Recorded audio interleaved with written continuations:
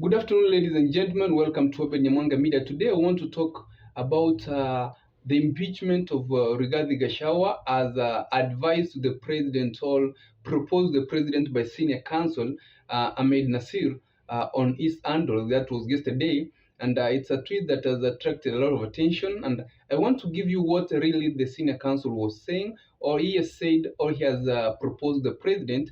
And before I go on to do that, if you're watching for the first time, remember to take a second to subscribe to the channel so that whenever we do such a video, the first one to be notified. So this is what the senior counsel did tweet to the president, or tweet in a proposal to the president. He says, His Excellency William Ruto must learn from the mistakes of His Excellency Uhuru. That's the President Uhuru. Just like his Excellency Uhuru made many costly mistakes and was extremely clumsy in addressing the open rebellion of Deputy William Ruto. Remember that the times of the second term of William Ruto and Uhuru Kenyatta, there was a lot of rebellion. Ruto was in an opposition with the government at that time. That was after the handshake, and Uhuru Kenyatta went on to make an open rebellion with the deputy president, which turned out to make the deputy president very popular. And senior counsel here goes to advise all proposed to His Excellency Ruto, saying His Excellency William Ruto must not make the same mistake all over again. Yes, the deputy president cannot be fired by the president under 2010 constitution. Remember that, of course, he says as now with the new constitution we got after 2010, the president doesn't have the powers of impeaching the deputy president.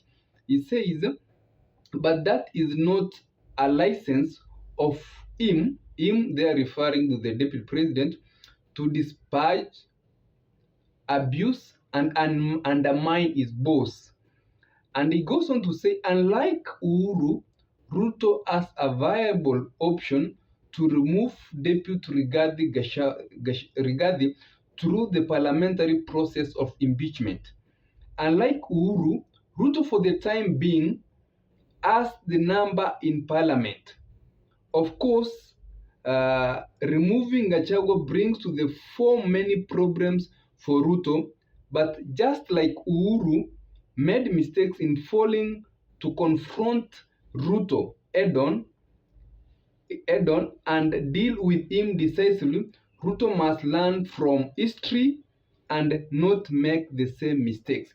Senior counsel here is saying that William Samoei Ruto now enjoys the number in parliament. Remember that he formed the broad-based government, which has brought in forth a good number of MPs, that is combining those MPs who support William Ruto right now, and also those who have come from the opposition, that's majorly ODM.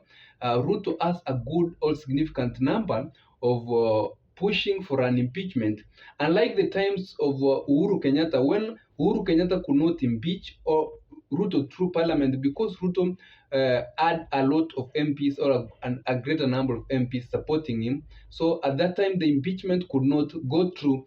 But senior counsel here advised and says, right now, Ruto is enjoying that number and he can push for the impeachment through the parliamentary process.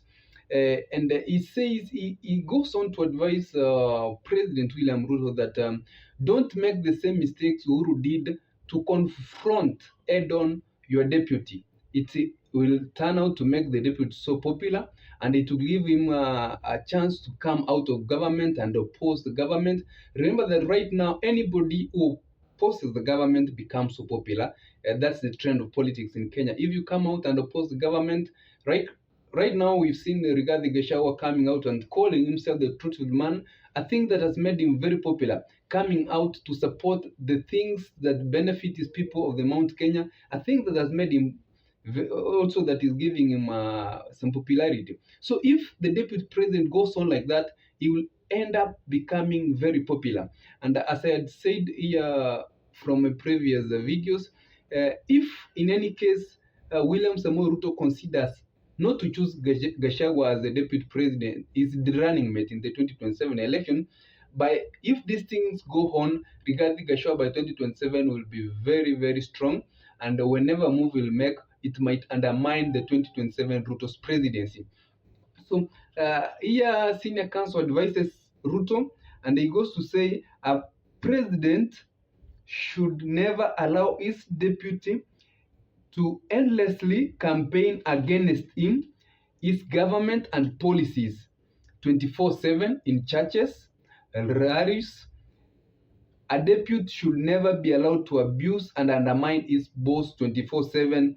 It just doesn't make sense. That is senior counsel through his tweet yesterday. He says that the deputy president should be a person who is very supportive of the president and should not undermine the president or the presidency in any way. He should instead be very obedient to the president, but should not go to churches to undermine the president. I think this is after deputy president has been moving to churches, going to the mountain, and making some statements. And I remember even the deputy did say in another day that me, I cannot promise you a road that I don't know where the funds will come from. I'll have to go, sit down, and make plans with my government, and then come and promise you something that I'll know that will work out. In a way, trying to say that some promises have been made that have not been fulfilled. But for me, I'll make promises that I'll fulfill. I think it's a thing we'll see how it work out. Of course, I know that impeachment is a very difficult thing to do. Remember that an impeachment comes with a lot of problems, a lot of opposition, and it might even cause another chaotic scene in the country. So that was Senior Councilman Nassir saying, and we'll follow up and I'll update you what's happening. But remember to subscribe so that you'll be notified whenever I inform you or I do a video next time. Have a good evening, ladies and gentlemen.